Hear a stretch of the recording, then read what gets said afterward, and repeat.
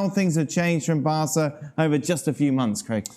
Well, if that was a barometer for the second half of the season, there's only one team with a huge amount of work to do and one team that are on the front foot. And in truth, it was a lesson. It was an embarrassment.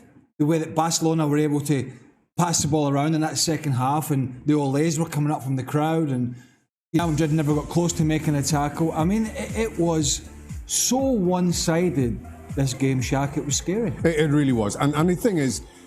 Absolutely. This is embarrassment. Like, what embarrassing performance by Real Madrid today. One team simply did not want to play football. The other team just wanted to play more. They wanted more. They wanted the title more than other team. That's why Barcelona wanted it.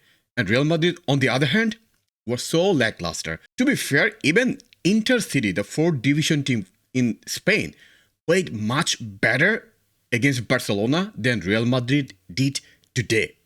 And while we can wax lyrical about Barcelona, I'm struggling really to find anything positive to say about Real Madrid other than Thibaut Courtois, who again was called to make big saves as he'd been done during most of last season. But other than that, Benzema, 1 goal, 1 good chance. I'm not sure what you point at as a positive. Shaka absolutely nailed it. Like, other than Courtois, every player on the pitch for Real Madrid today was subpar. Their performance was abysmal. Like, so many rush tackles, so many indecisiveness, so many mistakes, and the lack of understanding with each other and lack of communication were so ostensible.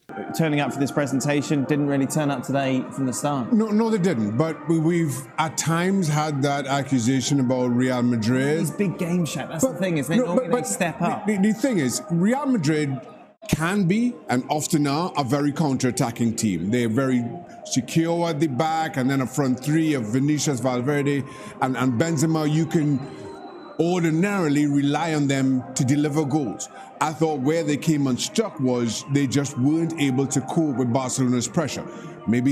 So does Real Madrid don't know how Barcelona plays?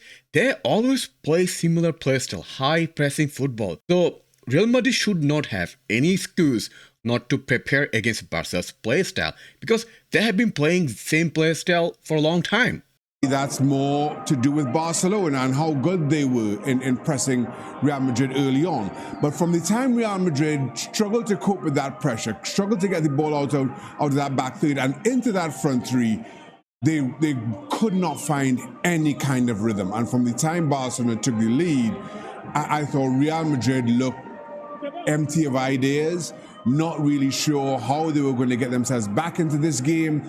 So while we've been able to praise them for doing that so often in the past, today's performance, they were just second best is being as kind as I possibly can.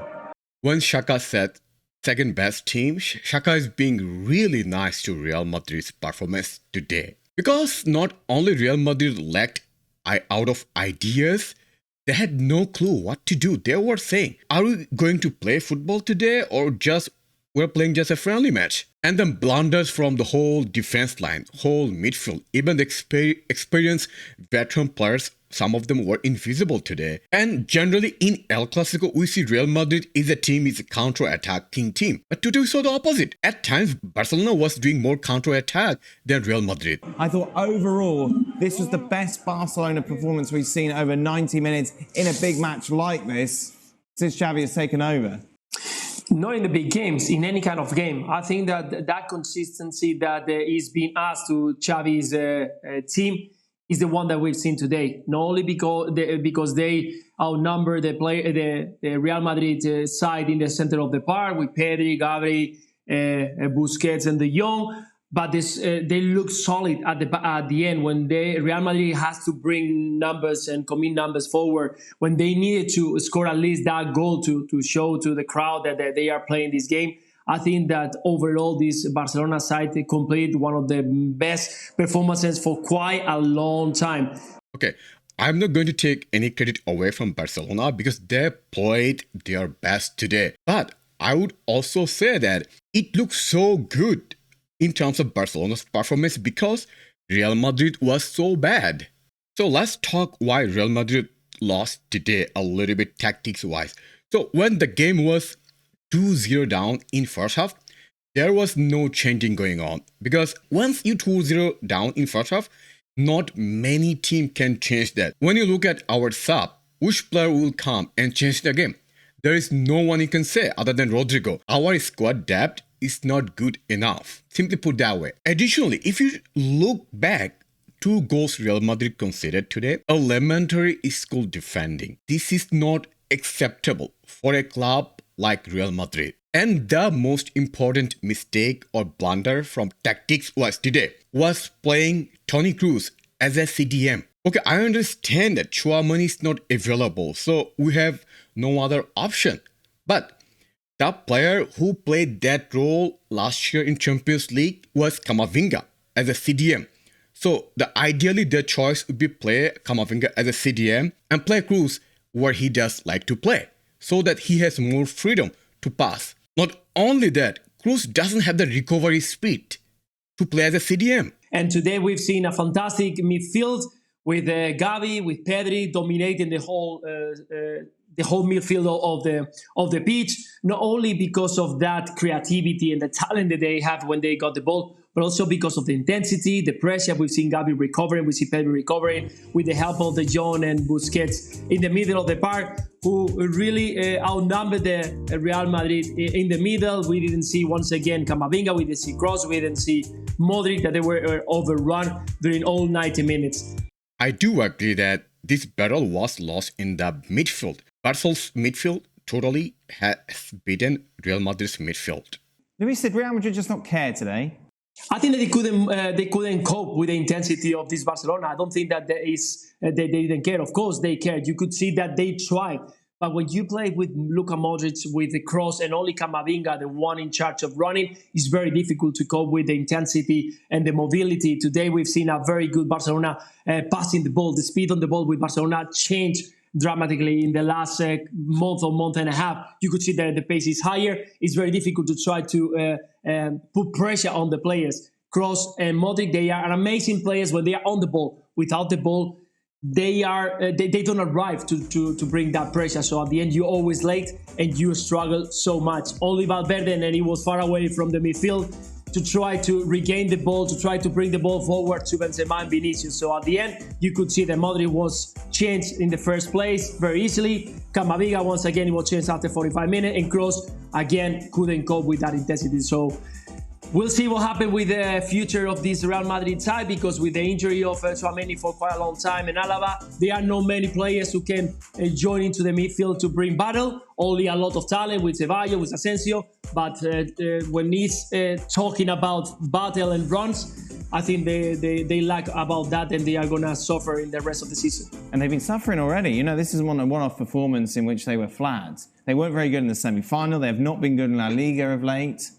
Real Madrid's performance, I think if I'm not mistaken, Real Madrid lost 4 matches out of their last 10 matches. I think that's a horrible statistics to have. So it's not just today. Our performance been subpar in a while. Frustration in the midfield was twofold. I think for Modric and Kroos in particular was, one, they didn't have a lot of the ball. Now, they're kind of used to that in big games. That's the way they've played. But 2, when they won it back, it was given away quite quickly by Camavinga and others. And I think that just added to the frustration, to the tiredness, to the fact that the more they gave it away, the more they had to chase it, and the more Barcelona just pinged it around them. So, yeah, not a very good day at the office for them.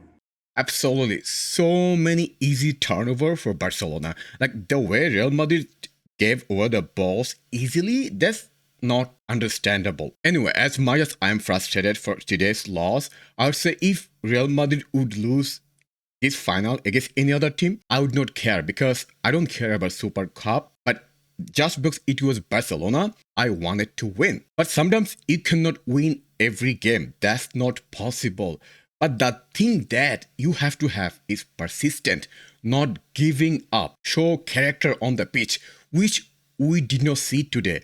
That's what frustrates me the most today. Hopefully today's result will be a wake-up call for Real Madrid, and they will think about the performance, and they have to find a way to win back and improve their play style so that they can win at least La Liga and Champions League this year again. Let me know your thoughts about today's performance in the comment section below.